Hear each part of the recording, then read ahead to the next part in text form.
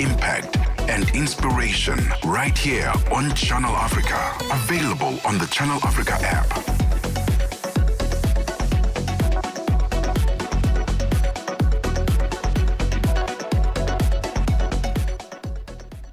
And it is exactly 2100 hours. A very good evening to you. A warm welcome. This is Africa World Hour here on Channel Africa, the African perspective. And we bring you 60 minutes of the very latest news from the continent and beyond.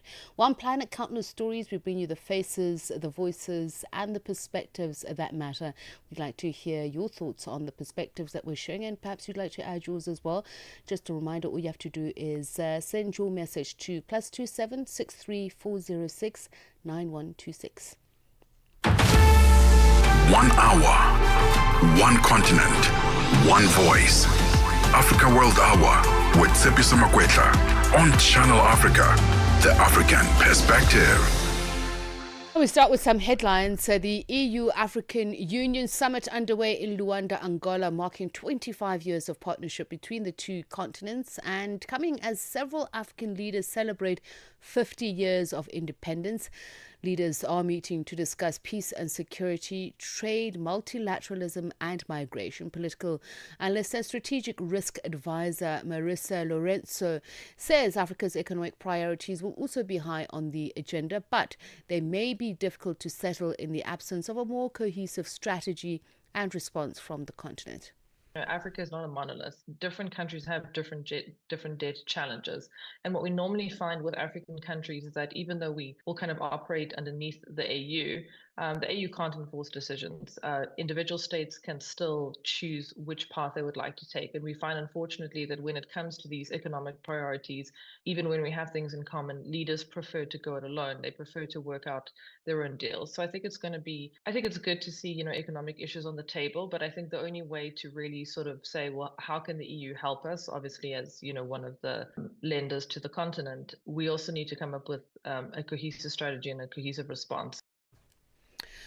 The South Africa National Prosecuting Authority, NPA, has warned that it will come down hard on men who abuse women and children. The NPA men ambassadors held a silent picket at the capital city Pretoria office, marking the start of the 16 days of activism against GBV and femicide campaign. They say they are united in fighting GBVF, promoting justice and creating a culture of respect and accountability both within the NPA and the society. Deputy National Director of Public Prosecutions in South Africa, Advocate Anton du Plessis, says now that the GBVF has been declared a national disaster, they have to act against it on all levels. That crisis requires very decisive action, not just in our courtrooms, but also in our offices, in our personal lives. And as prosecutors in the NPA, particularly male prosecutors, we carry an additional burden, not just to prosecute these cases in court, but to stand up to gender-based violence in whatever form. And we carry that burden from our offices into our courtrooms, and that's why we stood up today to say this far and no further. The UN's World Food Programme has warned that nearly 500,000 people in the northeast of Nigeria may miss out on food assistance from January next year as its resources run out. The UN agency says a recent surge in attacks has displaced thousands, mostly farmers, who are now relying entirely on aid to survive.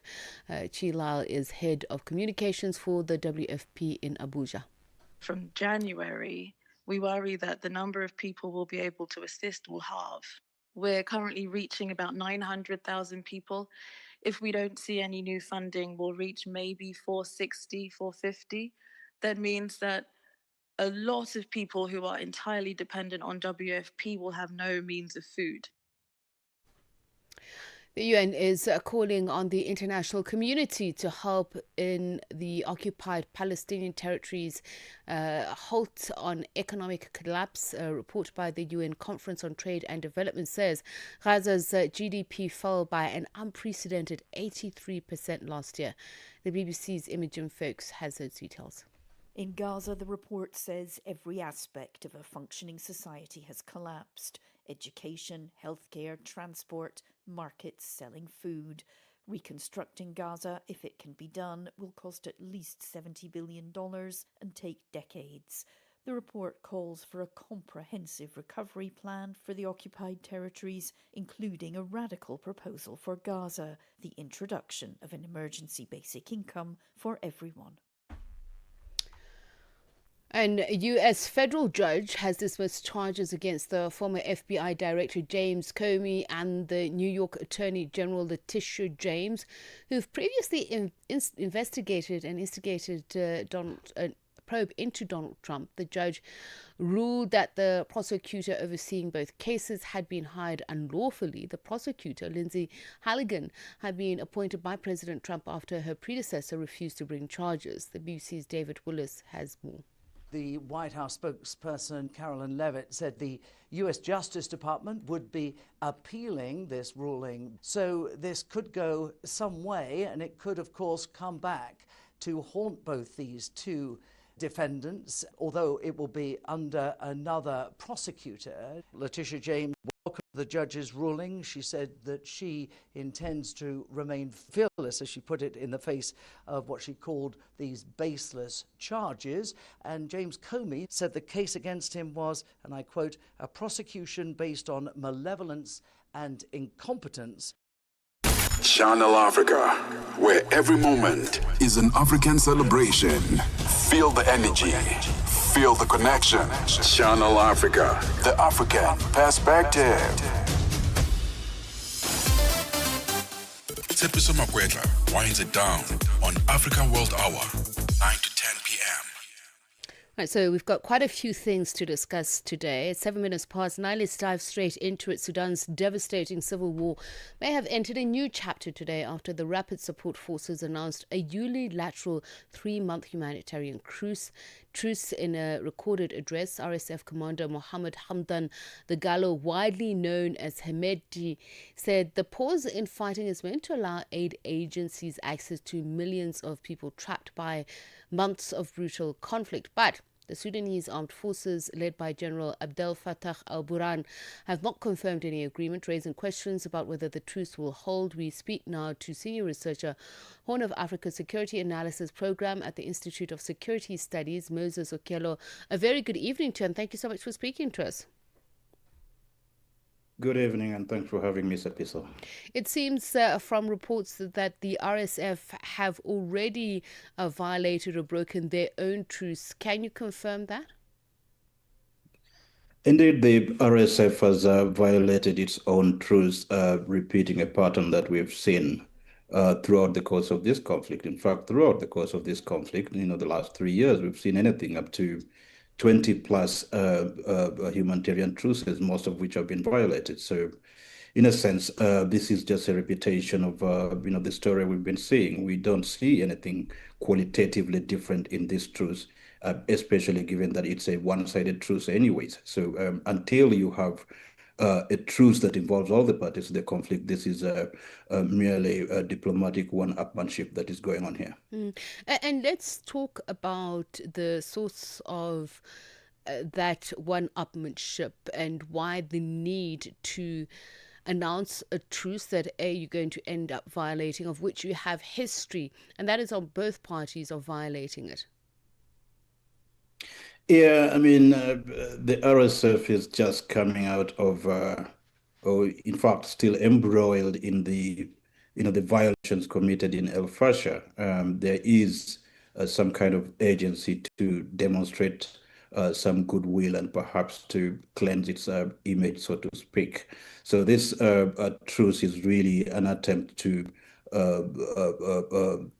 wind back the negative coverage that they've been getting. But on the other hand, this approach to announcing a truce is something that they have done whenever the Sudan armed forces have appeared to be slightly weaker.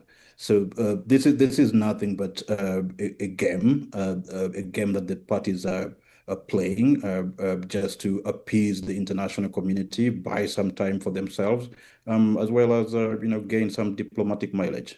And what is happening in between for those people who are stuck in those conflict areas who continue to be killed by both parties. What happens then? Al Burhan himself calls this truce the worst so far. Is there any particular reason that he would single out what seems to have been a growing pattern between the two parties? Well, at the moment, the humanitarian situation in Sudan is dire. The people who have been displaced out of El Fasher in their tens of thousands, into nearby communities, experiencing, very dire situation. So the people are not in any good condition following the conflict in Sudan. On the other hand, the conflict has generally caused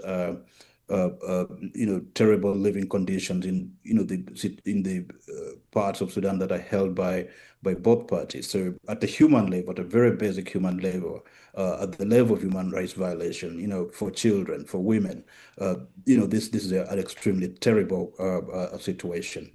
Burhan seems to believe that the humanitarian truce is wrapped up in proposals by the Kurd, wrapped up in proposals that are aimed at undermining his authority and therefore recognizing in some way the RSF. So in a way, you could say that his reluctance to follow suit and to declare his own truce has got a lot to do with the guilt emerging out of El Fasher, having been routed out of El Fasher, but also his belief that the attempts to resolve the conflict, the proposals that are being made by the international community, are not necessarily in his favor. So in a way, this is Burhan trying to remake his image, having lost in El Fasher. And he charges that this truce is meant to eliminate the Sudan armed forces, and it calls for the dissolution of all security agencies. How true is this, and how would that be affected if that were the case? I would say that the proposal to quote unquote eliminate the Sudan armed forces is one of three proposals that have been put forward by Masad Bulus. The others being proposals to have the RSF lay down their arms, canton in their different locations.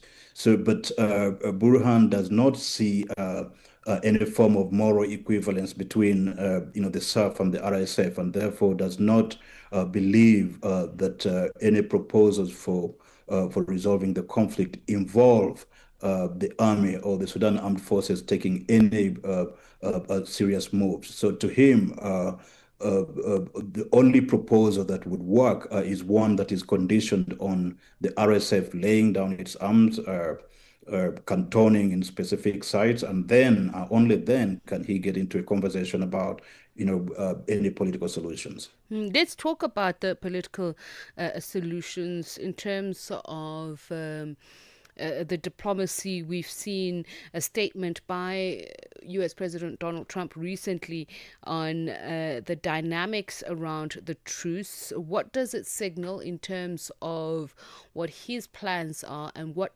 the reality on the ground is? And the alternative mediators outside of the UAE aligned framework, whom would you say would be best placed to bring about some form of resolution that will bring about stability?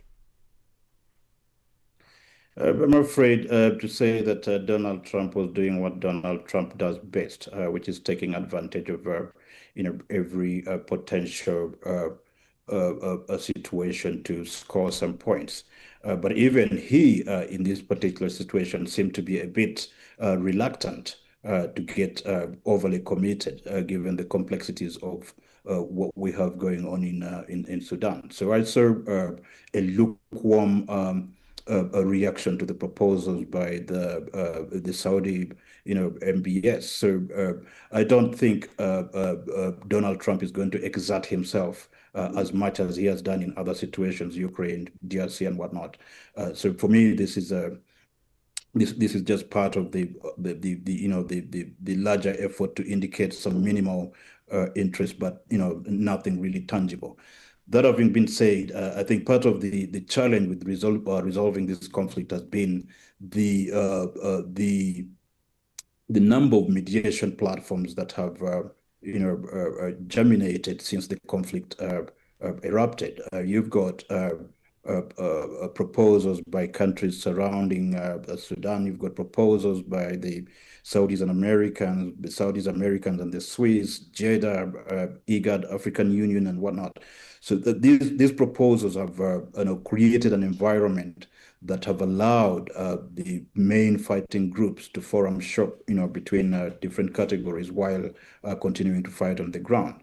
So unfortunately, the people in Sudan are the ones who've had to, to bear the brunt of this conflict. That having been said, I think renewed interest by the Quad framework is rather interesting, but it needs to be aligned with the aspirations of the Sudanese themselves, as well as the aspiration of the African continent. And that's a very good point to make. And thank you for your time. Much appreciated. Your insights as well. That is Senior Researcher, Horn of Africa Security Analysis Program at the Institute for Security Studies, Moses Akelo, speaking to us. Parlez-vous couramment le français? Êtes-vous passionné par la radio? Et êtes-vous qualifié pour travailler en Afrique du Sud? Envoyez-nous votre CV et votre 3 minutes démo en MP3 à @channelafrica.co.za pour avoir une chance de rejoindre la famille Channel Africa. Si vous n'avez pas de réponse après 14 jours, cela signifie que vous n'avez pas été retenu. Channel Africa, la perspective africaine.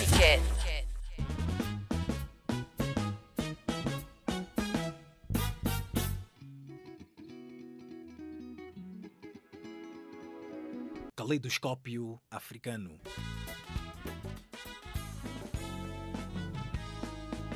O som da África para o mundo.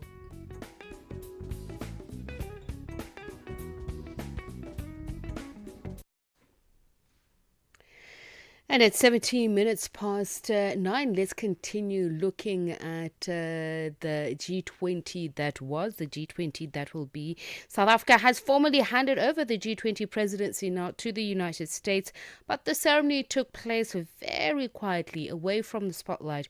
It was between diplomats of equal rank. The Department of International Relations and Corporations confirmed today that the transition, which marks really the end of South Africa's year at the helm of the world's largest economies, was conducted through standard diplomatic channels rather than a high-level political event. Meanwhile, there has been reactions by dignitaries who attended the G20, and they've really been talking about the hospitality that they have experienced here in South Africa. And we speak now to Dr. Nick Ebel, who is the chief executive at the SA Champions Network. I thought he wrote a very interesting article just about what some of them have been saying, and he talks about it as the hospitality paradox, saying, he feels that having worked across continents and through various cultural transformations, he knows that hospitality can be performed, but the G20 delegates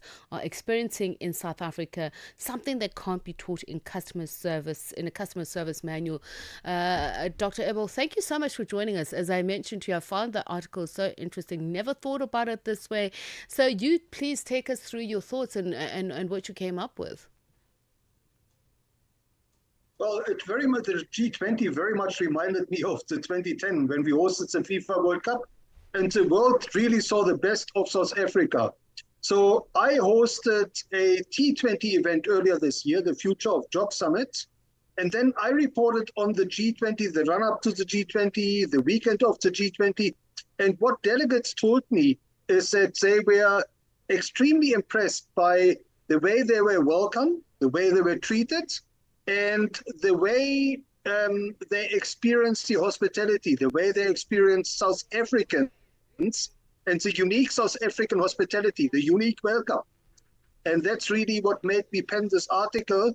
And again, very much like 2010, when we hosted the best World Cup ever, I think what happened with G20, we really put our best foot forward and we showed the world the real South Africa and the real South Africans.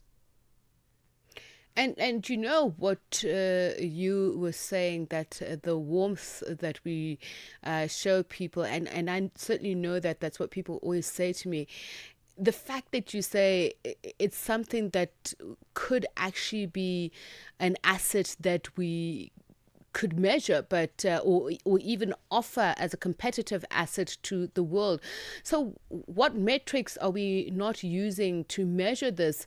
And it's an extraordinary quality that actually keeps bringing people to South Africa, the soft power that we have. Well, in 2010, we had the Prideometer. So we measured the Civic Pride Index throughout the tournament, the 31 days of the FIFA World Cup. And it was very interesting to notice how, as the tournament advanced, as South Africa really succeeded in hosting a great event, Civic Pride went up. And Civic Pride is very closely associated with the nation brands. So the way the world looks at the country, at the nation, has a lot to do, like any entity, like a family, like an organization, with the social cohesion, the inner strength of that nation and that organization.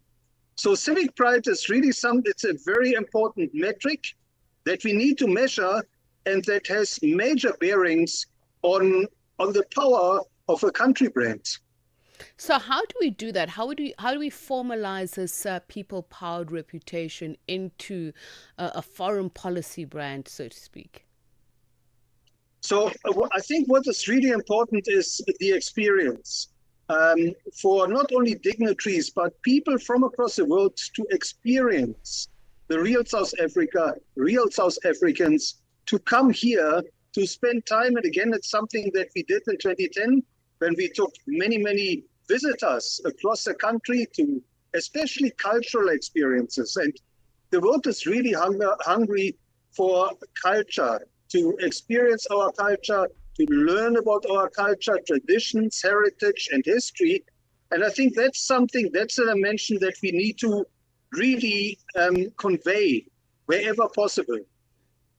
And you know, I for the benefit of our viewers, our listeners, this article is on LinkedIn, and what you said, and I loved it, that a Japanese delegate had this to say: your security guards smile while being vigilant, your drivers share stories while navigating, everyone from protocol officers to the coffee vendors treat us like welcome family members. And that is really the quintessential South African experience. And in a world of AI, and it seems you find a lot of that in Europe and other countries, that's what you confront. That's this Ubuntu, this national superpower we seem to exude here in South Africa. How do we use it to leverage and shape Africa's global narrative?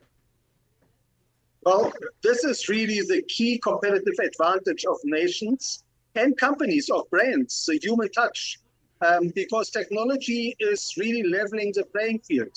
Anybody can and everybody does apply AI and automate as far as possible. But what makes a difference is a human touch. And we've seen it again in 2010. So when the spotlight is on South Africa, that's when the people perform at their best. But you know, that praise that we're getting, it unfortunately contrasts very sharply with some of the internal pessimism. So how do we get our people to, as you say, not to be performative, to keep on mining that internal gold, intrinsic gold that we have within us? And I know it works a lot in terms of tourism, but what other areas can we use to set ourselves apart on the world stage, just to show that unique global differentiator? Well, the future very much depends on how we treat each other. So that's also obviously a domestic issue. And I think we need to create platforms. G20 was a platform to showcase our hospitality. 2010 was a platform. We have the Cricket World Cup coming up. We have hopefully F1, Formula One coming. We have hopefully the Olympics coming. But more than that, we need events. We need platforms that allow South Africans to integrate with each other and to show the best of each other. I think that's really what we need. We need cultural platforms, sporting platforms, and social platforms. And just long-term strategic goals of this, how do we package it in such a way that it's easily sold to us as South Africans as it is to those outside? I think these moments are really important for reminding us what is possible. So I think we need to apply for hosting major events, and we don't have to spend a lot of money. There are ways, for example, to host the Olympics that actually make a profit as the country. Same with F1, it can be done, it has been done before. But I think it's important that we really put our footprint onto the global map. We stand tall for South Africa, for the continent, and we communicate the uniquely South African spirit of Ubuntu. And we're intentional about it.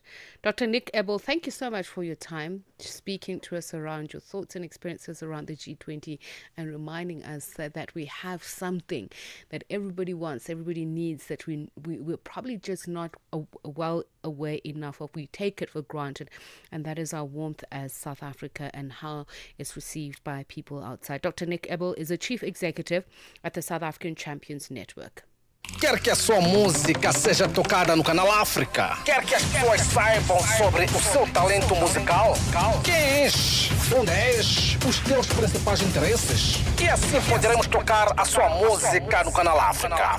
Quer saber como fazer isso? É simples. Envie a sua música para music@channelafrica.co.za e deixe-nos tocá-la. Canal África, a perspectiva africana. Get the news, music, and lifestyle of Africa on Channel Africa, the African perspective. Parlez-vous couramment le français? Êtes-vous passionné par la radio? Et êtes-vous qualifié pour travailler en Afrique du Sud? Envoyez-nous votre CV et vos 3 minutes démo en MP3 à @channelafrica.co.za pour avoir une chance de rejoindre la famille Channel Africa. Si vous n'avez pas de réponse après 14 jours, cela signifie que vous n'avez pas été retenu. Channel Africa, la perspective africaine. 1 hour, one continent, one voice. Africa World Hour with Tsepiso Makwetla on Channel Africa, the African perspective. At 28 minutes past 9, we delve into this story. The World Health Organization's Africa Regional Office unveiling a landmark shift in how the continent trains its health workforce. Speaking in Pretoria, WHO officials launched the first ever Africa prototype competency-based curricula for 10 key health professionals, a move hailed as a game changer for strengthening health systems across the region. We now in conversation with Professor James Asamani, a health economist and health systems expert at the World Health Organization. A very good evening to you, Professor, and thank you so much for speaking to us. Thank you very much for having me, and good evening to your viewers and listeners. In understanding what you've done and why it's game changing, could you just please contextualize this? First, tell us about, particularly health systems in Africa and the economic perspective of it. What have been the specific gaps or inefficiencies that exist, particularly in the current training models? Yeah, thank you very much. In the African region, we have a single purpose, trying to improve our health systems to be able to deliver universal coverage of health services to the population. There are several issues that we have observed that necessitated the development of new competency-based curricula. One of it is that countries have observed that the health workers they produce have variable quality in terms of their ability to perform right after school. That means they have to spend more money to train them on the job. And some assessments that have been done in recent times have shown that some countries, we've seen that health workers are able to pick up correct diagnosis of common ailments. We're not talking of very complicated illness, common ailments, up to 60%. And sometimes the treatment they give is compliant with local treatment guidelines by up to 35%.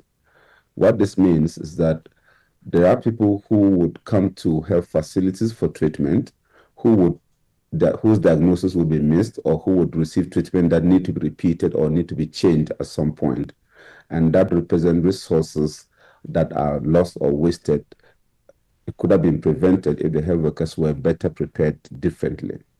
Now, looking at this, when we turn the curriculum towards competency based and move away from more theory and practice later, then we prepare health workers who can come and immediately be useful for the health system and reduce the wastage, and we can channel those resources in further strengthening the health system.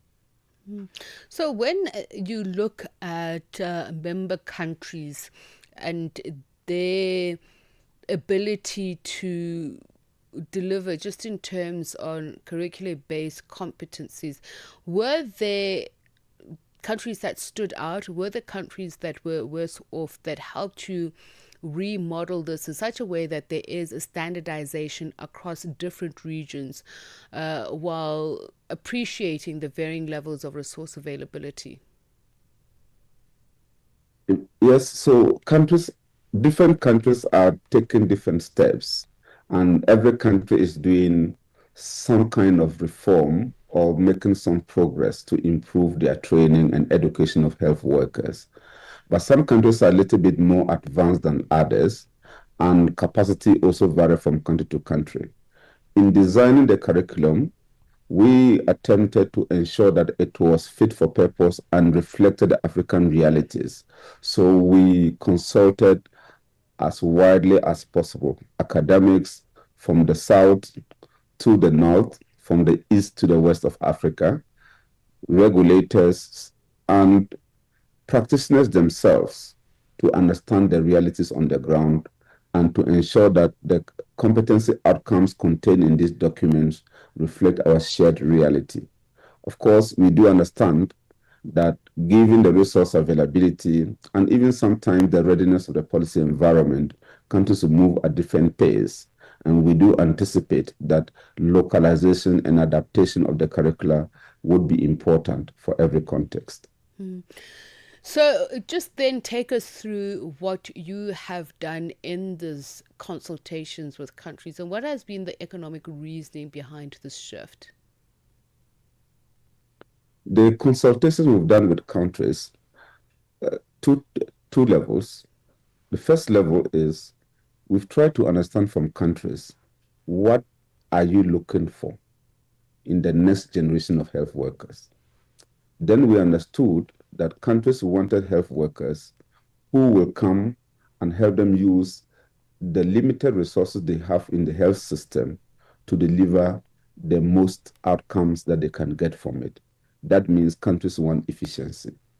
In Africa, for every $5 that you put in the health system, $1 goes waste. It's not necessarily due to workforce alone, but the workforce is a key contributor. Now, countries want to avert this for the most part and ensure that resources are channeled for the benefit of patients. To do that, countries further inform us that the current way they train health workers means they wanted to change. And that change is they wanted the training to focus on what the students, when they finish, they can do, not what they can remember. So this is the kind of consultation that the information we receive from countries which informed the need for us to switch. Then in November of 2024, we convened the countries, including ministries of health, some from ministries of education, regulators of health professions, and the health professions associations in Zambia. to dialogue over a week. The conclusion from that dialogue was that it was time to begin the process to switch towards competency-based education. Even if it's not a one-day move, we need to get started. And that's exactly what I was going to ask. How long would it take, and are there going to be pilot projects in certain test countries? And can you just also speak a little bit more about the 10 priority health professions that you will be targeting? Okay, so I don't know whether to use the term priority health workers. Sometimes it could connote that those not included in the first are not a priority, but they are all a priority. Due to different demand and also resource constraints, we had to start with 10, and then we can expand and move on. So these 10 initially that we started includes the undergraduate medical education, those who complete university to become your general practitioner medical doctor. Then we also have pediatric specialist, general surgery specialist. We also have obstetrician and gynecologist. Then we also have for nursing, emergency nursing, critical care nursing. We also have pediatric and child health care nursing. Then we also have the community health workers. And one key area, maybe we've not talked much about it, is information and data guides decisions in health. So we have a curriculum for health information systems. So these are the 10 that we have started with, but there are plans to, as soon as possible, tackle other occupations. So this new model that you are adopting, this shift that you are embarking on, can you just also share its projected long-term cost savings and efficiency gains, particularly against the background of the objectives of the Health Working Force 2030 goal? Okay, so to put this in context, it is not an isolated intervention WHO is pursuing with the member states. This is part of the broader workforce agenda to address workforce challenges in Africa. One of the major issues that this would address is that we do have a huge shortfall of health workers. It's estimated at the moment at 6.1 million by 2030. But if we were to improve the competencies of health workers, this shortfall could be cut. Remember, this shortfall is estimated taking the assumption that the competencies remains the same. So if we can improve competencies, this shortfall would cut. And we anticipate that when this shortfall is cut and we are able to also reduce poor quality outcomes from service delivery, we will be able to make substantial cost savings. This will vary from country to country. And in a few countries that we have done this simulation, we've seen that the return on the investment needed for this change in curriculum, not just curriculum, but approach to education, could be as high as 1:10. So there is a potential to really save for the health system by improving the education and training of the health workers towards competency-based approaches. And just finally, what are the regional disparities when you compare Africa's case with others? In terms of the training approaches? Yes. Okay. There is a wide disparity across Africa in terms of the approach to training and the quality that comes thereof. And I will not be able to mention countries specifically to say this country has a good program or a program. But one thing that is key for us is that we are aiming to facilitate harmonization and integration of our labor markets. To do that, we first need to have the foundation, which is the standard to follow, the curriculum.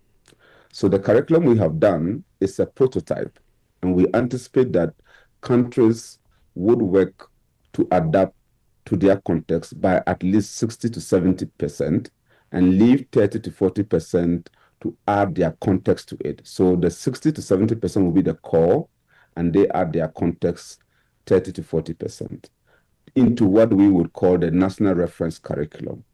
And they would work with their institutions in country to also adapt that national reference curriculum into the institutional context and align by at least 80%, leaving 20% for each institution to add their context.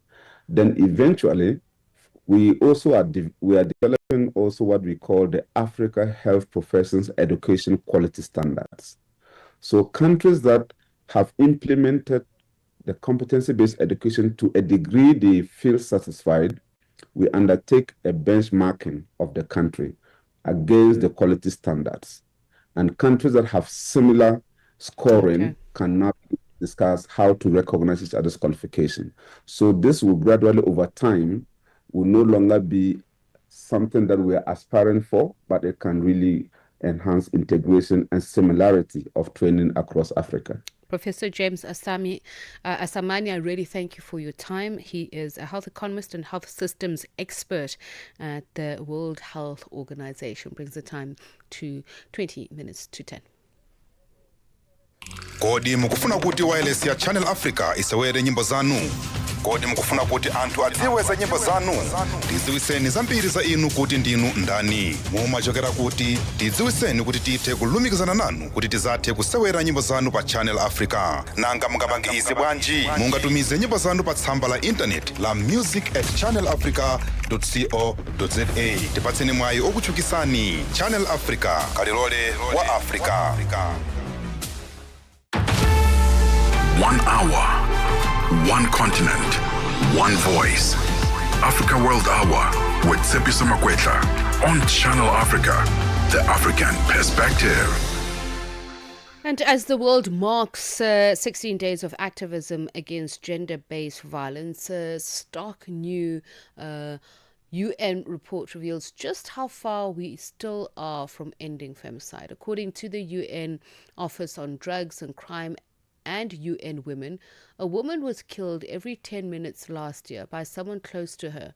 In 2024 alone, an estimated 50,000 women and girls were murdered by intimate partners or family members. The report shows that 60% of all women killed globally died at the hands of partners or relatives, including fathers, uncles, mothers, and brothers. That's compared to just 11% of male victims. We are joined now by Dr. Jane Marie Ongolo, UNODC Regional Representative. A very good evening to you, and thank you so much for speaking to us. Good evening, Tsepiso, and thanks for having me. So I've just read out those statistics. Do we know where the failures are in protecting women and girl children? Yes, firstly, let me start by re-emphasizing that violence against women is one of the most pervasive forms of human rights violations of our time. And it is rooted in unequal power, harmful norms, and deeply entrenched discrimination. So when we look at this and we look at the statistics, which I would consider a wake-up call, it shows that across the world, our systems, whether they're legal, whether they're health, social, and policing, are failing or have failed to prevent such deaths that could really be predictable. And the UN saying that progress on reducing femicide has stalled. What are the major challenges that are preventing countries from making real measurable progress? There's several challenges that are preventing this, and I could talk about multiple structural and political barriers, starting with harmful social norms and economic inequalities. When we look at patriarchal systems, we look at poverty, we look at drugs and alcohol misuse. These factors are politically sensitive and require long-term structural reform.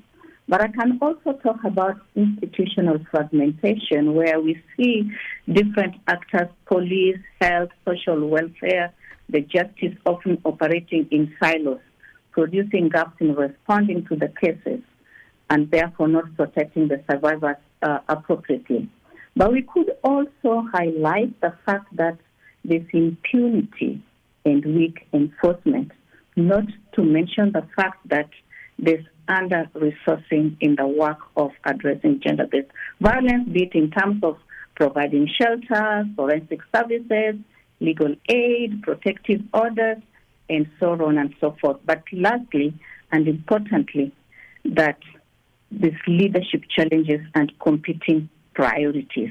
If we have to prevent and stop femicide or killing of women and girls, prevention requires sustained leadership by all sectors, and without it, our efforts can only be termed episodic rather than systemic.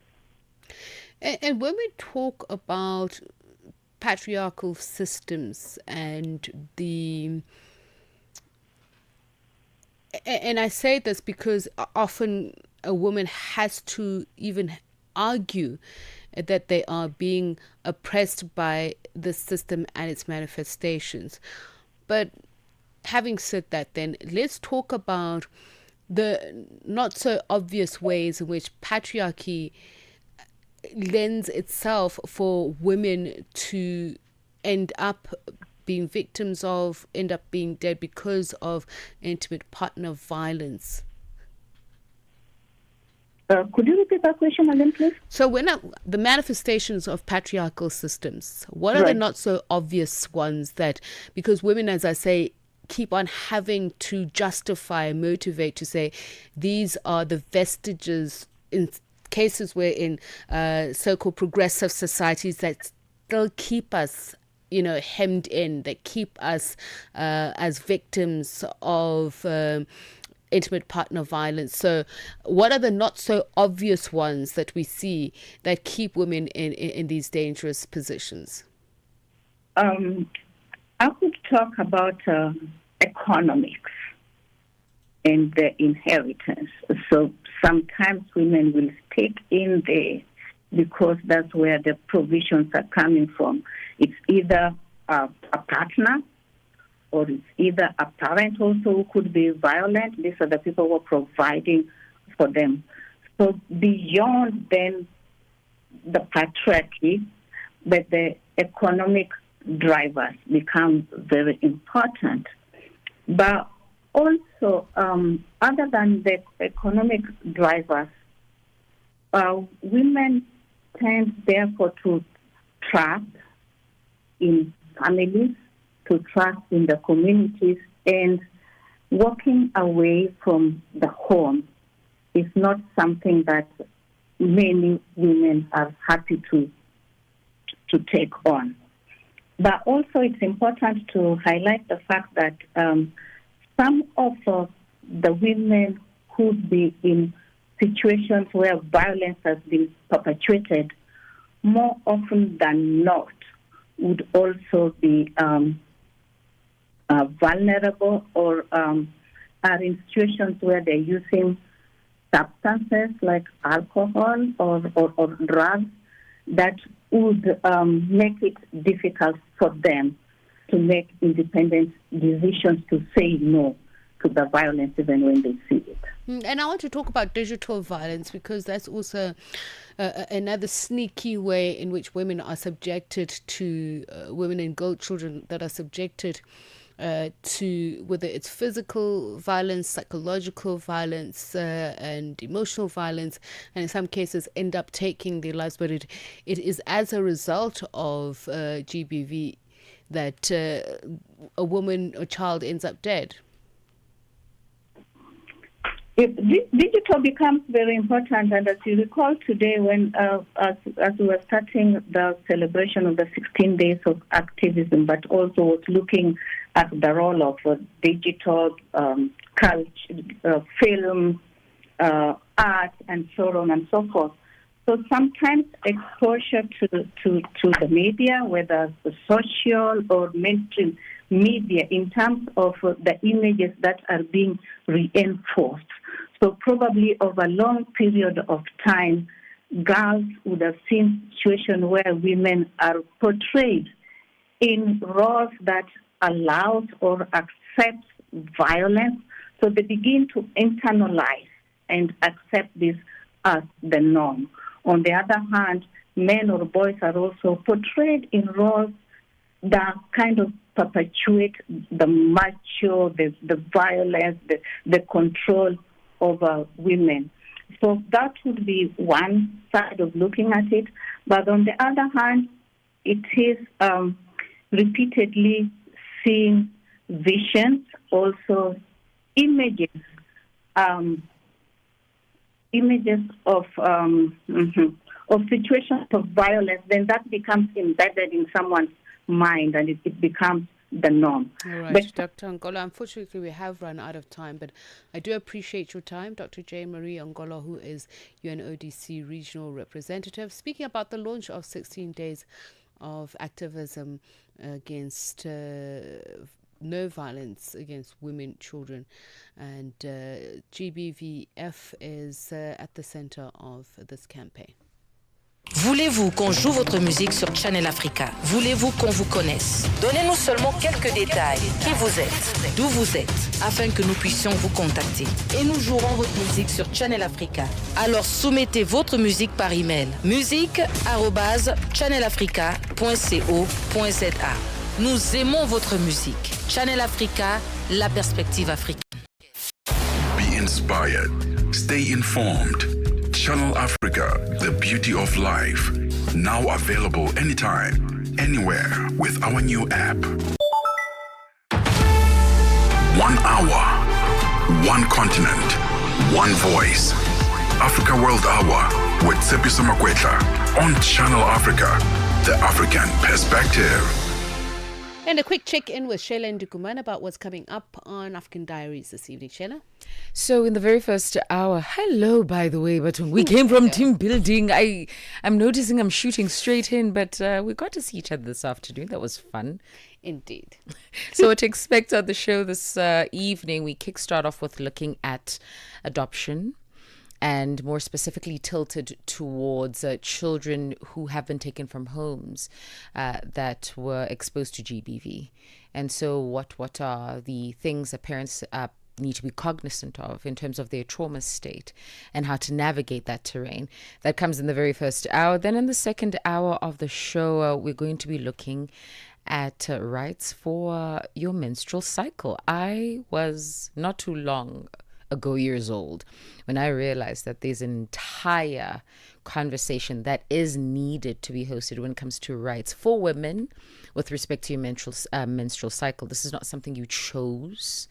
Therefore, your experiences, the access to products, the pricing of products are something that we need to be talking about, and we're going to look at the continental view when it comes to that. And that's what you can expect on the show this evening. All right, thanks, Sheila. So a quick wrap now of the show. We talk about organized crime, that it has steadily gained ground across Africa since 2019, while efforts to combat it have weakened. This is according to the 2025 Africa Organized Crime Index. The new analysis found that corruption, disregard for law, and lack of accountability are helping criminal networks to proliferate in several regions across the continent. We speak now to Rumbi Matamba, analyst at Global Initiative Against Organized Crime. A very good evening to Rumbi, and thank you so much for speaking to us. Just high-level summary of what are some of the major surprises out of this report, what we found out.